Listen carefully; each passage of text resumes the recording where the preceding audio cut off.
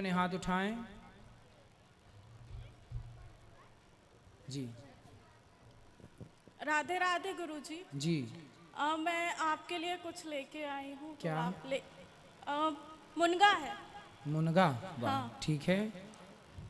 और मेरा ये सवाल था, समगोत्र में शादी क्यों नहीं करनी चाहिए?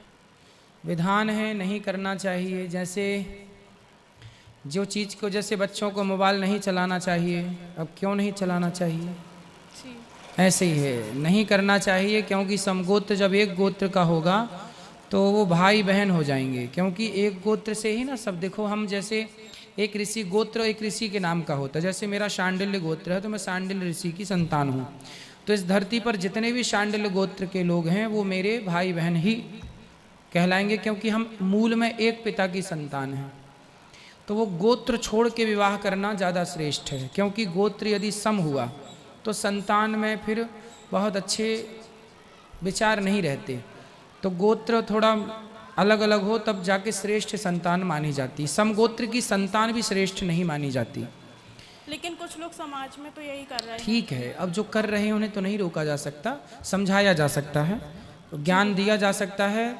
बारिश को रोका नहीं जा सकता, छतरी लगा के केवल अपना बचाव किया जा सकता है छाते से। तो हम अपना अपना ज्ञान से बचाव कर ले, बाकी सबको रोक थोड़ी पाएंगे। और गुरुजी, एक दूसरा सवाल था कि मतलब शीतला माता बॉडी पर क्यों निकलती हैं, किस वजह से? माता जी क्यों निकलती हैं? ठीक है भी, माता जी का भाव है, क्योंकि विष्णु वो ललिता सहस्त्र नाम में आधि व्याधि को भी माँ भगवती कहा गया है। मतलब जो रोग होते हैं ना, जी। इन रोगों को भी, जैसे पहले के ज़माने में क्या, गांव के गांव बीमारियों से ख़त्म हो जाते थे। पूरे गांव में एक बहुत बड़ी बीमारी कोई आ जाती थी तो पूरा गांव, जैसे वो कुछ कहते थे पुरानी भाषा में, क्या कहते थे आपको याद है कुछ? एक बीमारी, मतलब पूरे, जैसे हैजा टाइप की बीमारियां थी, पोलियो। पोलियो एक बीमारी थी। तो ये सब बीमारियां जो थी ना, ये रोग जो हमारे यहाँ भगवान को सब में देखा गया है। तो रोग भी एक देवी का स्वरूप माना गया है, जी गुरु। इसलिए कहा जाता है कि भगवती है। Thank you. ये मुनगा ले लेना बेटा मैया से, बहन से। राधे राधे गुरुजी। जी जी। मैं आपसे प्रश्न करना चाहती गुरुजी। कर लो प्रश्न। हम बहुत दुखी हैं गुरुजी शुरू से। किससे? हम अपने से। तो खुद से ही दुखी हो? हाँ गुरुजी। आपको कोई दुखी करता नहीं है? भगवान जाने, ऐसे जब शादी हुई हम 10 साल भर अपने पति के साथ रहे। 25 साल हो गए खत्म भय हमारे पति को। 2 बच्ची हैं, 1 बच्चा है। सबकी शादी हो गई गुरुजी। लेकिन हम परेशान हैं, अब हमको अच्छा नहीं लगता है। ऐसा लगता कि हम इस दुनिया से अब रहना नहीं चाहते गुरुजी। अब तो बेटी और बेटे का ब्याह हो गया? हाँ गुरुजी। तो अब आप ना अपना मन भगवान में लगा लो और भगवान की सेवा किया करो। अब बिल्कुल सबसे मन हटा लो, अपने आप अच्छा लगने लग जाएगा। गुरुजी हमको घर में भी अच्छा नहीं लगता है। तो फिर क्या विचार है आपका? क्या आपको अच्छा कैसे लगेगा, आप बताइए। आप बताएं गुरुजी। हम बता रहे हैं ना, क्या आप मन भगवान में लगाइए। जैसे मीराबाई का मन भगवान में लगा था ना, हाँ। ऐसे पूर्ण रूप से समर्पण भगवान के चरणों में कर दीजिए, सब अच्छा होगा। ठीक है गुरुजी। राधे राधे जी। अशोक विश्वकर्मा जी जिला पंचायत उपाध्यक्ष जी यहाँ हैं। अखिल पांडे जिला पंचायत सदस्य, और मनई अग्निहोत्री जी जनपद अध्यक्ष सिहोरा से हैं। पुष्पराज बघेल जी जिला पंचायत सदस्य हैं। कौशल दुबे जी वरिष्ठ भाजपा के नेता हैं। बहुत बहुत स्वागत आप अतिथियों का, बहुत बहुत स्वागत। अच्छा, कैसे हैं?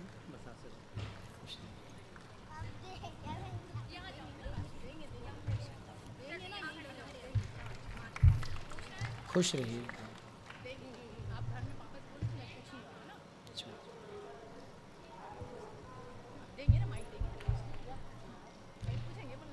भैया आप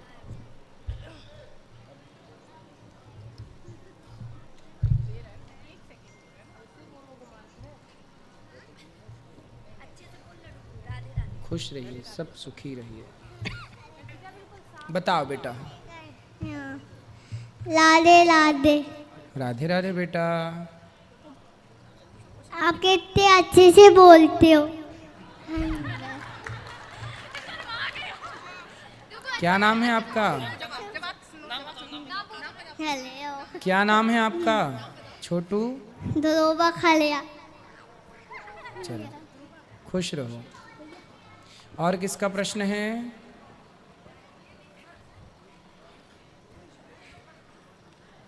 राधे राधे गुरुजी। जी। मेरा प्रश्न है कि सूर्यास्त के बाद शंख क्यों नहीं बजाते? सूर्य उदय में भी आपको नहीं बजाना चाहिए। क्यों? शंख जो है स्त्रियों का भाई है, लक्ष्मी जी के भाई है ना। शंख कौन है? लक्ष्मी जी के भाई। तो अपने भाई को क्यों बजाना है? महिलाओं को बजाना चाहिए कि नहीं शंख? वही तो हम बता रहे हैं, आपके प्रश्न का उत्तर दे रहे हैं कि महिलाओं का भाई है शंख। आप भी लक्ष्मी हो तो शंख आपका क्या हुआ रिश्ते में? भाई। तो अपने भाई को क्यों बजाना है? आप भाई को बजाना चाहती हो? नहीं। फिर इसलिए बेचारे को रहने दो। राधे राधे गुरु।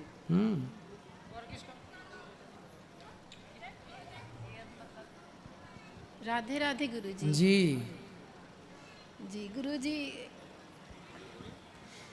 आपसे गुरु दक्षिणा लिए थे जब मझौली में पुराण हुआ था जी। तो कुछ लोगों का कहना है गुरुजी कि जब तक कान में लग के गुरुजी नहीं देंगे गुरु दक्षिणा तो वो नहीं कहलाएगी मान्य। तो गुरुजी कान में चिपक जाएं। वही तो वही पूछ रहे थे गुरुजी। तो अब इस बार हम फेविक्विक ले आएंगे फिर। तो कान में फेविक्विक चिपका के हैं। अरे देखो ऐसा है ना, ऐसी अफवाह समाज में है जी। देखो ऐसा होता है कि जैसे भंडारे का मतलब क्या हुआ? भोजन करना। जी। चलो भैया भंडारे में चलो। भंडारे को बोल दिया मतलब क्या? भोजन। भंडारे में क्या होता है? भोजन। ऐसे कान फूकना, पहले के लोग बोलते थे यार कान फुकवा लो। कान फुकवा लो मतलब गुरु मंत्र ले लो। जी। कान फुकवाने का मतलब ये नहीं कि कान में फूक मारी जाए। गुरु मंत्र देने का जो पूरा प्रोसेस है, आधा घंटा 1 घंटे का, जो उस पूरे प्रोसेस को बोला जाता है कान फूकना। गुरु मंत्र जब होता है तब 5 संस्कार होते हैं, 5 संस्कार। उन पूरे 5 संस्कारों को कान फूकना ही बोला जाता है। अभी मैं बोल रहा हूं तो आप सुन कहां से रहे हैं? कान से। फिर हर व्यक्ति के कानों से ही आवाज अंदर जाती है। गुरु जो कहते हैं वो सुना कहां से? कान से। अच्छा, कान से अंदर क्या जा रहा है? आवाज। आवाज किस में घुल के जाती है? हवा में। जो हम शब्द कहते हैं ना ये हवा में घुलता है और कानों से ना हवा प्रवेश करती है। जब हवा प्रवेश करती है तो वही तो है कान फूकना। मैं यहाँ से बोल रहा हूँ और आप सुन रहे हैं, यह भी तो कान में हवा जा ही रही है ना। तो जरूरी नहीं है कि कान में चिपक के बोला जाए। हम यहाँ से देखो, आज के ज़माने में ना मर्यादा में रह के सब काम करना। गुरु को भी मंत्र मर्यादा में रह के देना है। यदि कान से लग के देंगे तो लोग बोलेंगे ओरो देखो गुरुजी का क्या चल रहा है। संसार तो ऐसे है ना, कुछ भी बोलेगा। इसलिए मर्यादा में रह के हम लोगों को करना पड़ता है। ठीक है, इसलिए आप भी मर्यादा में, हम भी मर्यादा में। और परंपरा। एक और प्रश्न था कि पहले ये बताओ जो हमने समझाया समझ में आया कि नहीं? जी। क्या समझ में आया? आया कि इस पूरे को कान फूकना ही बोलते हैं। कान फूकना, गुरु मंत्र लेना, गुरु नाम लेना, गुरु दीक्षा लेना, एक ही बातें हैं। जी। बोलो। जी समझ में नहीं आता गुरुजी कि किस भगवान की माला करें। अरे नारायण की, भगवान श्री जो मंत्र दिया उसी का नाम जपो। श्रीमन नारायण, राम कृष्ण नारायण एक ही तो है, कोई अलग अलग थोड़ी है। जी। राम जो है वही नारायण है, कृष्ण जो है वही नारायण है। जी। हमारे गुरुजी जो मंत्र मिला है वो बहुत बड़ा है महिलाओं वाला, तो उसकी माला करने में आप कठिन अभी होता है। परसों आना, मैं समझाऊंगा फिर पूरा। जी। परसों सुबह आप आ जाना 9 बजे। राधे राधे गुरुजी। जी। गुरुजी मेरा एक प्रश्न है, जैसे घर के मंदिर में भगवान रहते हैं और कोई तीर्थ में जाता है तो हमें मूर्ति लाके देता है और ये बोला जाता है कि मंदिर में एक ही भगवान की एक से ज़्यादा मूर्तियाँ नहीं रहना चाहिए, तो फिर हम असमंजस में आ जाते हैं, क्या करना चाहिए? तो आपके घर में किन की ज़्यादा मूर्तियाँ हैं? वैष्णो देवी की। ठीक है, तो ऐसा करो ना, जिनके यहाँ नहीं है उनको 2 हैं। गिफ्ट कर दिया करो। तो आप गिफ्ट भी कर, जो आपको मिले वो आप देते रहो, लेते रहो, देते रहो, लेते रहो, देते रहो। राधे राधे गुरुजी। राधे राधे गुरुजी। जी। गुरुजी मेरे भाई को फिट आते हैं। मिर्गी? यस। तो डॉक्टर को दिखाओ। उसकी दवाई भी चलती है जबलपुर पे। फिर ठीक नहीं हो रहा है? नहीं। अच्छा, तो इसके लिए दवाई करना चाहिए और योग करना चाहिए। प्राणायाम यदि करेंगे वो तो ठीक हो जाएंगे। प्राणायाम किया करें। ठीक है ठीक है गुरुजी, मैं अपने घर पे बताऊंगा। ठीक है, उनसे बोलना ठीक है। प्राणायाम किया करें। ठीक है, राधे राधे गुरुजी। राधे राधे।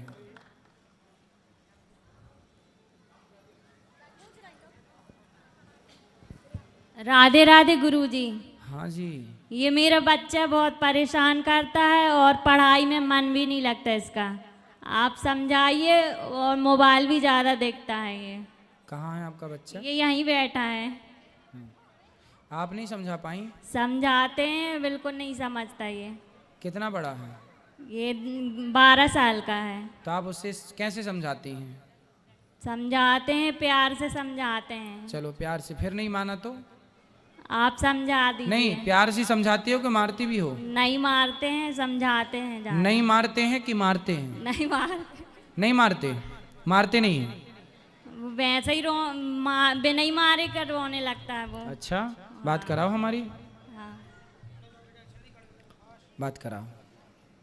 राधे राधे गुरुजी। क्यों बेटा, यही है ना छोरा?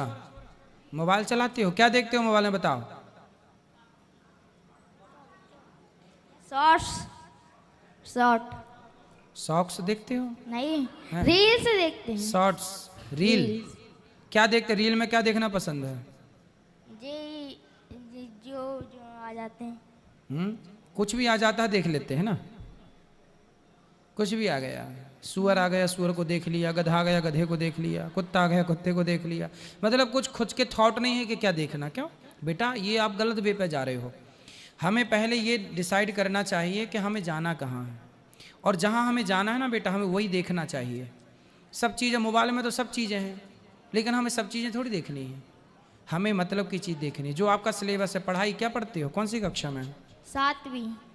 तो आपकी पढ़ाई से जुड़ी हुई चीज़ें देखनी चाहिए आपको। जी गुरुजी। जोड़ घटाना आता है आपको? यस। जोड़ लेते हो? तो बताओ फिर, 25 में 7 घटाए तो कितना हुआ? 60 कितने गुरुजी? 7 7 माइनस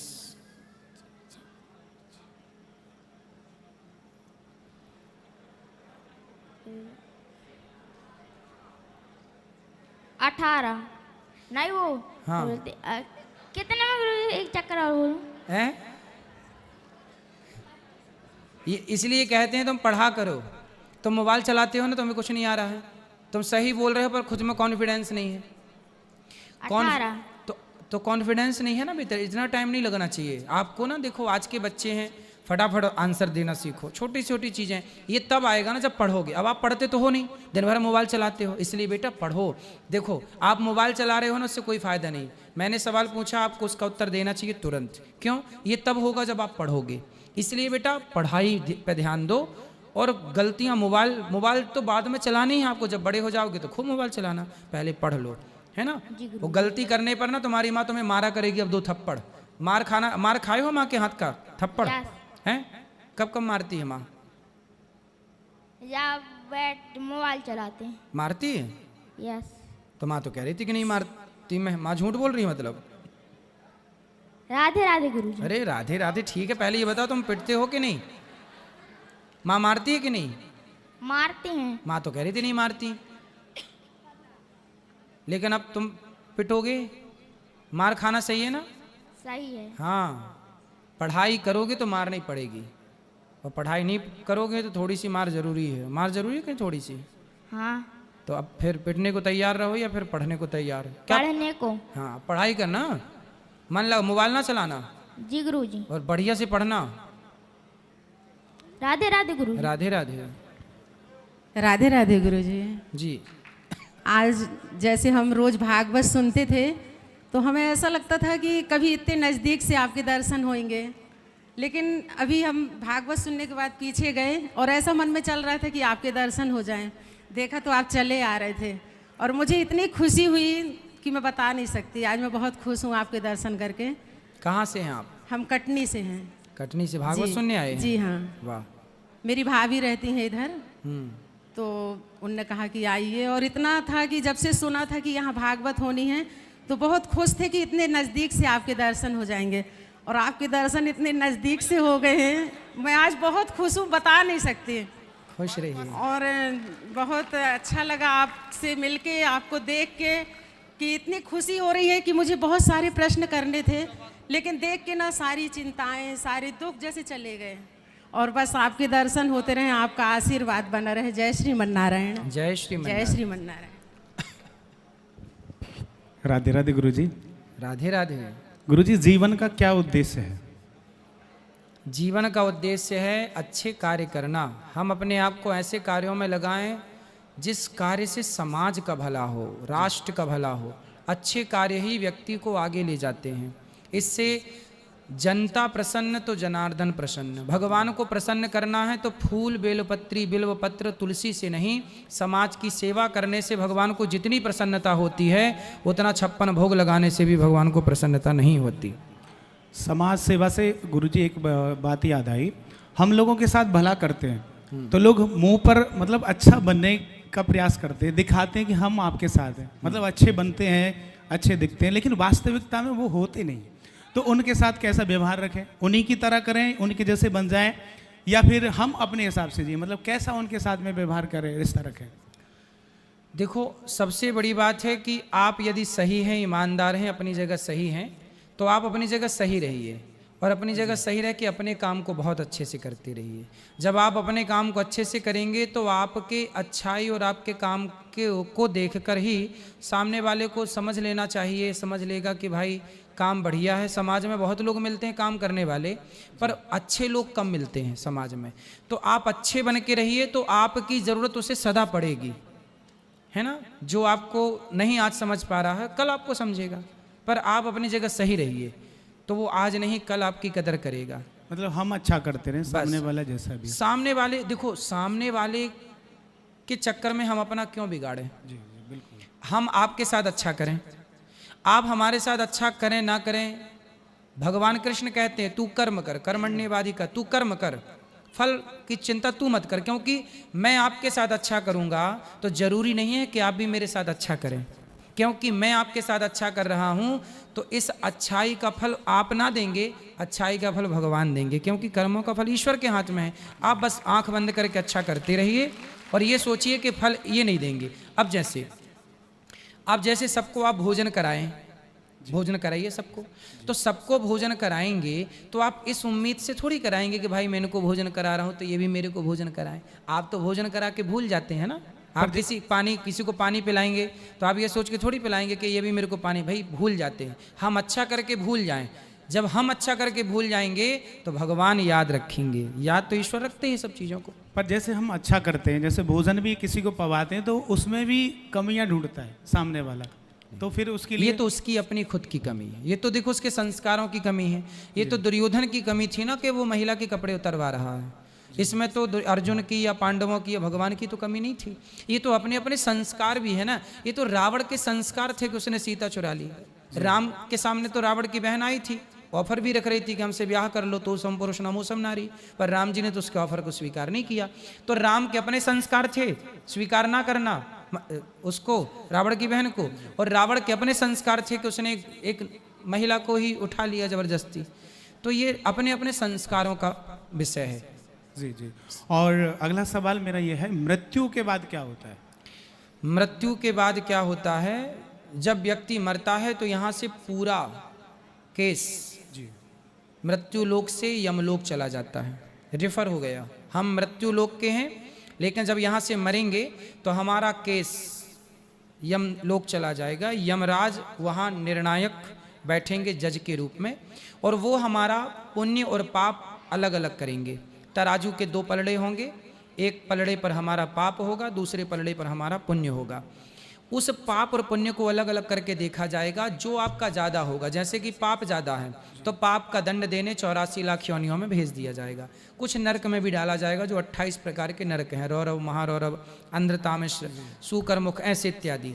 इसके बाद जो हमारे पुण्य हैं, उस पुण्य को देख करके भगवान, यदि हम मोक्ष का फल पाने योग्य हैं तो मोक्ष, यदि मोक्ष के योग्य पुण्य है तो फिर सीधा मोक्ष हो जाएगा। स्वर्ग जाने के योग्य पुण्य है तो स्वर्ग जाओगे, नहीं है तो फिर भगवान छोटे से पुण्य दे के मृत्यु लोग भेजेंगे मनुष्य बनाकर कि जाओ अब फिर अच्छे कर्म करना ताकि मोक्ष को पाओ। इसलिए जब मनुष्य का जन्म होता है तो आप थोड़े से पुण्य लेकर के आते। बड़े भाग्य मानुष तन पावा, सुर दुर्लभ सदग्रंथ निगावा, फिरत सदा माया कर प्रेरा, काल कर्म स्वभाव गुण घेरा।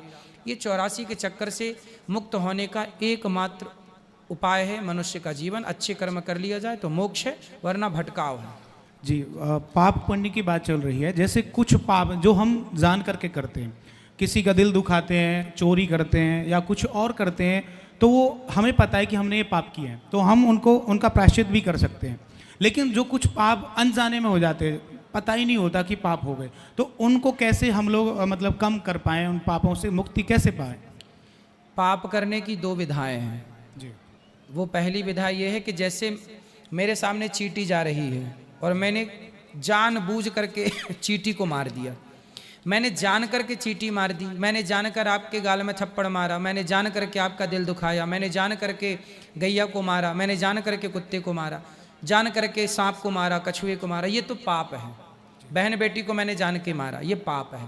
लेकिन मैं जा रहा था, मेरी गाड़ी के नीचे मेंढक दब के मर गया, मेरे पाँव के नीचे चींटियाँ दब के मर गईं, मैं गाय के ऊपर हाथ रखा और गाय मर गई।